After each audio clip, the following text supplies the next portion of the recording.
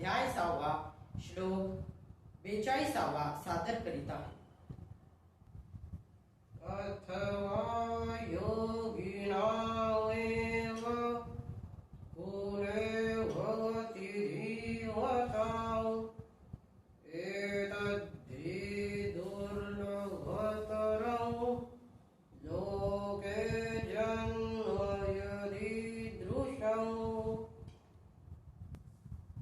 अर्थात किंवा वैराग्यशील पुरुष त्या लोकात न जाता ज्ञानी योग्यांच्याच कुळात जन्म घेतो.